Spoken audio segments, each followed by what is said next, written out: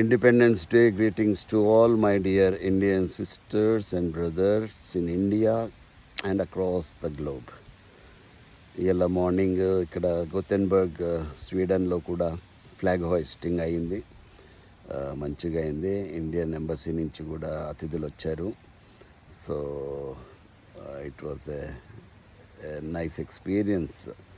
అంటే first time independence day విదేశాల్లో చేసుకోవడం ఫస్ట్ టైం అనమాట. It's a great experience. ఇక్కడ గమ్మత్తు ఏంటంటే అందరం కలుస్తాం కదా.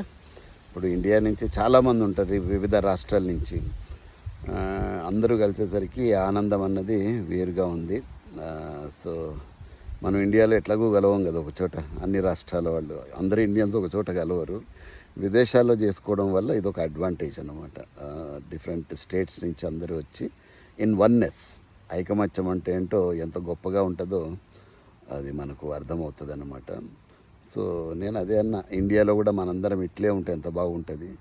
ఈ భాషల గురించి కొట్లాడుకోవడాలు, కులమతాల గురించి కొట్లాడుకోవాలి కాకుండా అందరం వీఆర్ ఆల్ ఇండియన్స్ అన్న మాట వస్తే మంచిగా ఉంటుంది అని కొంతమంది మిత్రులతో మాట్లాడడం జరిగింది. మిత్రులు కాదు, మిత్రులు అయ్యారు ఇవాళ. వాళ్ళు ఎవరో నాకు తెలియదు actually, but they are Indians, that's it. So వాళ్ళందరితో కూడా ముచ్చటించడం జరిగింది అండ్ చాలా హ్యాపీ అనిపిస్తుంది. సో బ్యాక్ హోమ్ మీ అందరికీ కూడా వన్స్ అగైన్ శుభాకాంక్షలు. మనం ఎప్పుడు కూడా యూనిటీని మర్చిపోవద్దండి. ఆ తర్వాత మన సాక్రిఫైసెస్ ఏవైతే మన స్వాతంత్ర పోరాట యోధులైతే చేసిన సాక్రిఫైసెస్ మనం మర్చిపోకూడదు ఎట్టి పరిస్థితుల్లో. ఎందుకంటే వాళ్ళ నేటిని మన రేపటి కోసం వాళ్ళు త్యాగం చేసినారు. ఇది అందరికీ తెలిసిన విషయమే. పేర్లు చెప్పుకుంటూ పోతే మరి ఒక పేరు రాకపోయినా బాధగా ఉంటుంది. సో అందరినీ నేను అందులో తీసుకుంటున్నా. సో మన దేశాన్ని వాళ్ళు బ్రిటిషర్స్ ఎంతోమంది మనల్ని చంపేశారు. ఓకే, వాళ్ళకి తెలుసు వీళ్ళు చంపుతారని కూడా తెలిసి కూడా వాళ్ళ ఫ్యామిలీస్ ఉన్న పిల్లలున్నా వాళ్ళు లెక్క చేయలేదన్నమాట. అంత కమిటెడ్గా పోరాడబట్టి ఇవాళ స్వతంత్ర భారతదేశంలో మనం సంతోషంగా బతుకుతూ ఉన్నాం. సో స్వతంత్రం వచ్చినప్పటి నుంచి నేటి వరకు ఎన్నో డెవలప్మెంట్స్ అయినాయి.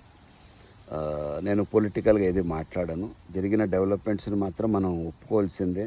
ఇన్ఫ్రాస్ట్రక్చర్లో కానివ్వండి, సైంటిఫిక్ రంగంలో కానివ్వండి, స్పేస్ టెక్నాలజీలో, ఎడ్యుకేషన్ రంగంలో ఎంతో అభివృద్ధి సాధిస్తూ ఉంది. జీడిపి కూడా అద్భుతంగా ఉంది ఇవాళ.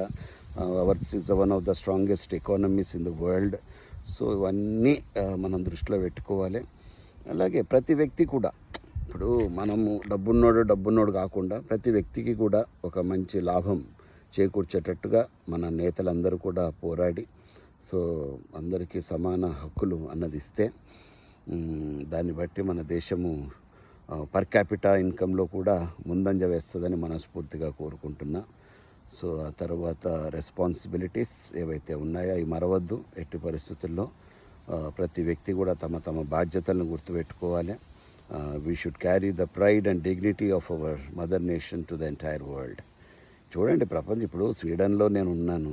ఇది చిన్న దేశం, ఓకే, అమెరికా అంత పెద్దది కాదు కదా. అయినా కూడా ఇక్కడ ఇండియన్స్ని చూస్తే ఎంత మంచిగా అనిపించిందో నాకు. అది కూడా మంచి పొజిషన్స్లో ఉన్నారండి. కొన్ని కంపెనీలు అయితే మనోళ్ళ మీదే ఆధారపడి ఉన్న కంపెనీలు ఉన్నాయి చాలా మటుకు. So that is the power of our Indian youth. అది ఒప్పుకోవాల్సిందే ఎవరైనా సరే.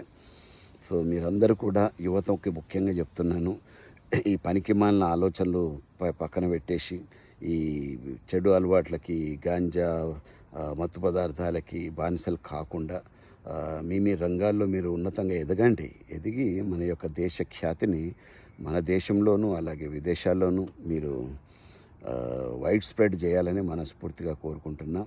సో ఇంతకన్నా ఎక్కువ మెసేజ్ ఇవ్వదలుచుకోలేదు, ఎందుకంటే మరీ బోరింగ్గా ఉంటుంది. So once again happy independence day to all my dear wonderful youth of India, my brothers and sisters. God bless you all. మన దేశాన్ని, మన నేతల్ని ఆ భగవంతుడు రక్షించాలి, వాళ్ళని ఆరోగ్యంగా ఉంచాలి, వాళ్ళకి ఇంకా మంచి జ్ఞానం ఇచ్చి మన దేశాన్ని నంబర్ 1 కంట్రీగా ఈ ప్రపంచంలో చేయాలని మనస్ఫూర్తిగా కోరుకుంటూ సెలవు తీసుకుంటున్నా. ఆయుష్మాన్ భవ.